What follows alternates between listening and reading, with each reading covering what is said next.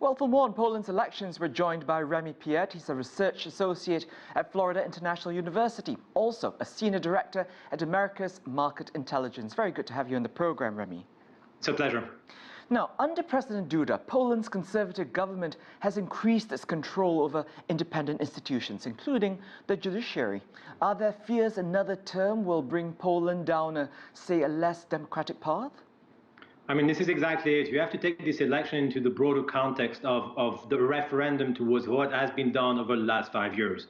A very conservative move of Poland towards lesser liberalism and lesser freedom of speech in the country. And therefore, that election, whether, Duda could be re-elected, the powers of the president are actually not as important in Poland than in other countries. But that would show actually a capacity of the opposition, the civic platform, to actually go against this move of further conservatism in Poland and potentially suggest another alternative for the country, one that would be welcomed by the international community. And the fact that this vote is too close to call is actually fairly interesting and surprising, because there's been a lot of campaign in favor of the incumbent. It was very hard, harder for the civic platform to be able to expose its propositions.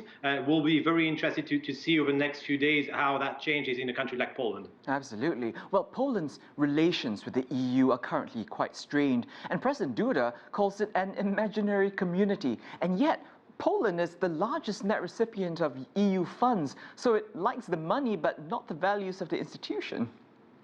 Yeah, absolutely. That's one of the issues with the European Union, not to be able to really communicate directly to the European citizens about, the wealth and the benefits that Polish citizens especially receive from the European Union. And there was a capacity from the existing power, president majority, the Kaczynski brothers, especially with Kaczynski being the leader of the majority in parliament, that the real, power in Poland to push on their own policies and being able to get economic benefits without actually, leaving any compromise on the nationalistic, family-prone, religious values of Poland.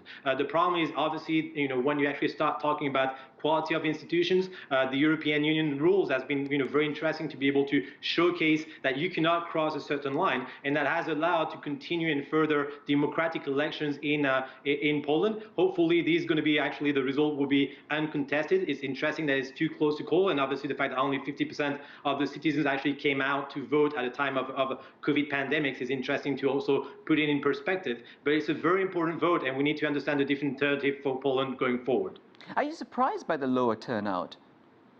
No, it's complicated. You actually, on one side, you've been obviously advocating for, social distancing, for not going outside. People are scared to potentially, contaminate, their parents or others. There's been a lack of knowledge of, voting, by correspondence, as was there. There's no electronic use for email voting, for example, not yet. There will be a lot of interesting platforms developed in the future in the European Union for this. And it's actually interesting to see that the results that we have right now at the polls don't include, for example, the Polish citizens that live abroad. So those actually are going through a different, process for voting. They're usually more in favor of the civic platform, and others, rural areas are more for nationalistic, populistic movement of Kaczynski and the common president.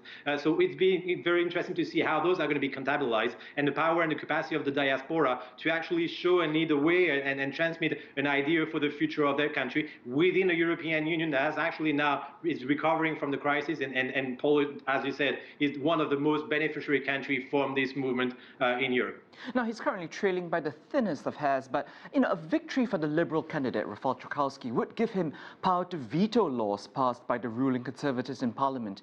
If he wins, do you see a showdown between the two branches of government?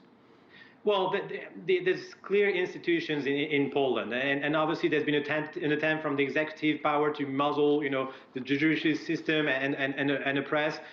These obviously, if the civic platform wins those elections, there would be obviously a more, let's say, walk back on attempts at controlling those counter powers.